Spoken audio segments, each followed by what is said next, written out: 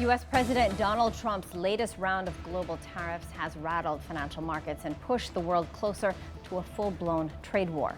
For a trade-reliant and middle-income economy like the Philippines, this escalation is a wake-up call, forcing us to rethink how we protect our economic interests in an era of heightened global uncertainty. In response, the Management Association of the Philippines is calling for the creation of an Economic Security Council to help government and industry move in lockstep as the world enters a new, riskier trade order.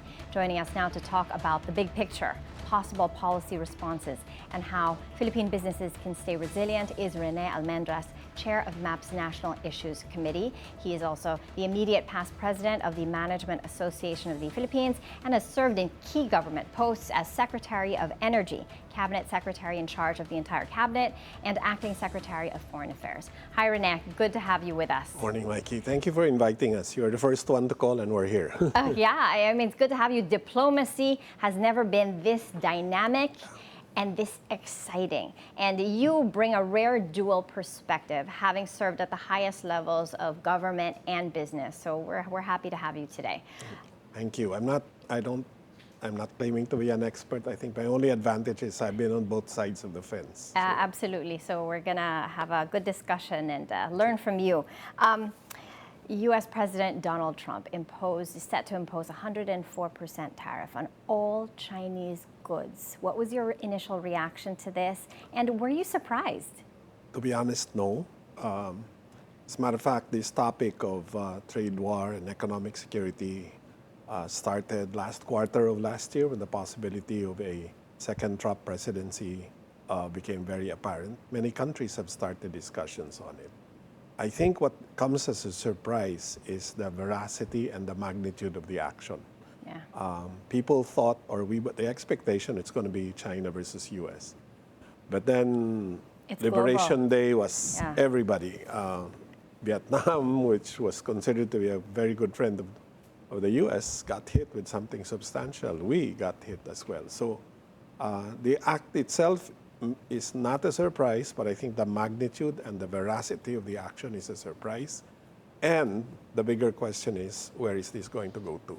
Where is this going to end? Are we going to see the 104 go to 200 or something like that? Or to what extent? Or is the list of countries or the list of items being the moves are tit for tat, the retaliatory, and nobody seems to want to back down. Some are more conciliatory, but this U.S. and China, it's gonna blow the whole trade order in another direction that we have yet to see. Yeah, I think every country, every progressive country's view right now is economic security. That, to me, is the overarching objective, target, aspiration of every country. Economic security is about ensuring the continued progressive growth of their economies. Economic security is about protecting, growing their industries, and utilizing their resources, and of course, financial stability. And guess what?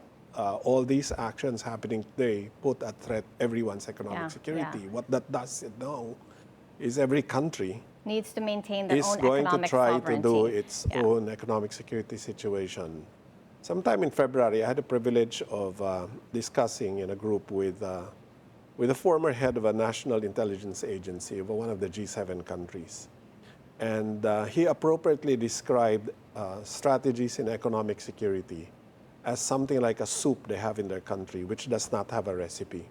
He explained that this particular soup was made using whatever resources was available. I'm a Cebuano, and so I immediately identified, because in Cebu or in the Visayas, we do have a similar soup, which we call utan. We call it utan Bisaya, which basically is, I'm sorry to say it, it's the poor man's soup. Whatever he has, whatever vegetable he has, he puts it into the soup and tries to make it taste as good as you can. I think that's really the formula that every country is going to go through. Everybody's studying what are my resources, what are my geographic advantages and everything, and how do I cope with the reality. And cope with the new realities. Now the danger is, as each country is calibrating its own modules of economic security, it will have impact on the other countries. So some of it will be positive, some of it will be negative.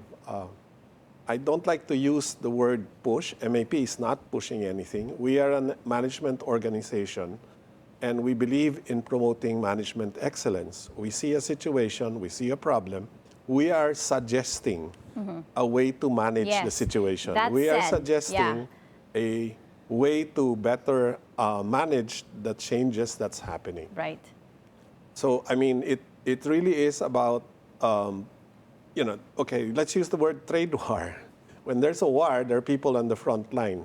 Guess who's on the front line? On the front lines of this war, it's So the business community. It's the business community, it's the entrepreneurs who are at the forward trenches. It's not the military, it's the businessmen who are doing business with other countries that's going to be at the forefront of these challenges. So MAP is suggesting a coordinated national economic response by way of an Economic Security Council under the office of the president.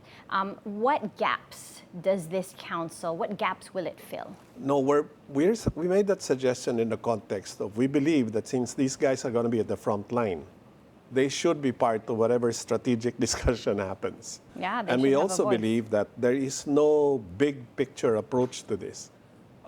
Every industry that will be affected by whatever tariff comes out. Remember, the tariffs will are not universal. Certain products, certain services. Therefore, it will affect certain industries in varying degrees. We believe those industries, those entrepreneurs, those businessmen who are in those particular industry should be consulted because they would be the best persons to give contribution. This other country, this other G7 country that I had a chance to work with, explained to me how they were able to get their industries as part of a national security intelligence network, which is they were using data information from the businesses, from the businessmen, that helped them craft a playbook on how to deal with this possible trade war. Every businessman today would be thinking about, if I'm going to lose this supplier because of tariff or trade war, where to go next? What are my alternative sources of this raw material?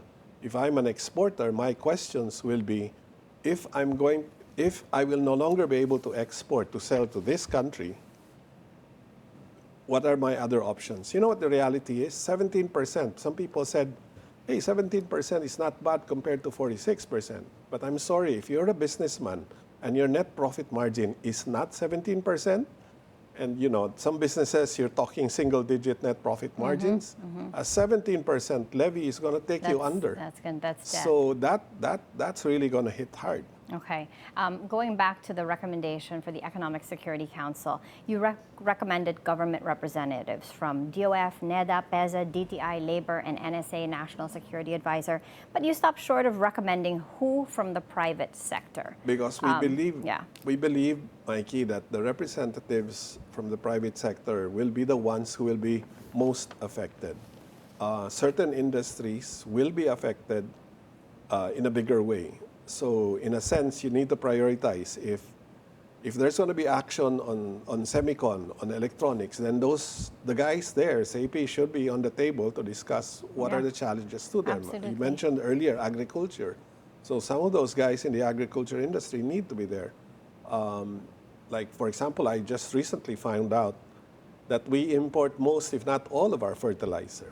So if the price of fertilizers go up, it's going to have such an inflationary impact on food supplies in the Philippines. We import a whole lot of things. Well, the problem is we import most of our protein, we import most of our carbohydrates, and whatever we grow here, we use imported fertilizer to grow, right? So that said, Rene, how vulnerable would you say the Philippines is? It's hard to calibrate at this time. We woke up this morning with new news. I wish we can say tomorrow that there will be no different news. So everybody's now looking to China because they said they're going to fight to the end and say, what is China going to do? And so when two big neighbors, when you live in a neighborhood and two people are not in good terms, one way or the other you get affected, right? And the reality is there are no more industries that is not part of an ecosystem. So, and no economy is independent of the whole global ecosystem. So those changes will affect our businesses, will affect our opportunities. Now, don't get us wrong. We're not saying it's all bad news. There will be opportunities. I remember as early as Thursday evening, Friday morning, our time, somebody was saying, hey, this is going to be very good for manufacturing. So all those industries will now come to the Philippines because instead of being in Vietnam, they will have to pay 46%. They come to the Philippines, they will only be charged 17%. Saturday morning, what did we see? Vietnam offers zero tariff. Yeah, everybody's moving fast. The thing there is I must compliment the government of Vietnam because they probably have been studying their playbooks before this thing happened. So what about our playbook?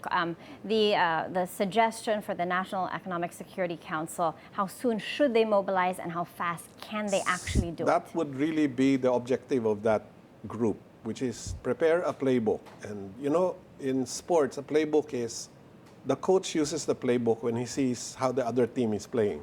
Mm-hmm. So you calibrate your playbook depending on how the other teams play, right? Whether it's basketball or football or what have you.